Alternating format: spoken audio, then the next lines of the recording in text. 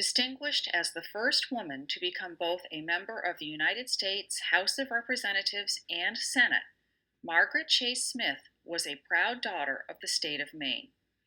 Born Margaret Madeline Chase on December 14, 1897, in Skowhegan, Maine, her rise in politics was the result of interesting circumstances.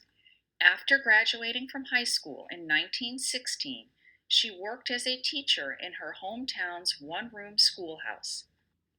She subsequently held jobs as a telephone operator, at a local newspaper, and as manager of a wool mill before marrying Clyde Smith in 1930.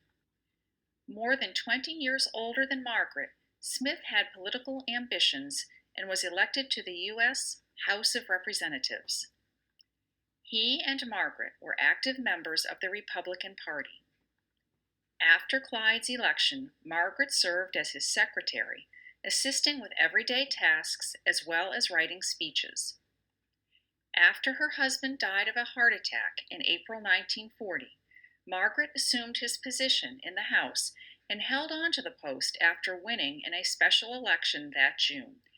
During her 8 years in the House of Representatives, Smith voted guided by her conscience rather than following the party line, supporting initiatives that she felt were important, regardless of who sponsored them, Democrats or Republicans. In 1948, Smith successfully won her Senate bid. In 1960, Smith was challenged for her seat by Lucia Cormier. This marked the first time that two women competed against each other for a Senate seat. 4 years later, Smith tried to become the Republican presidential nominee for president, but eventually lost out to fellow Senator Barry Goldwater. In 1972, Smith lost her Senate seat to Democrat William D. Hathaway. At the time, Smith was the longest-serving female U.S. Senator in history.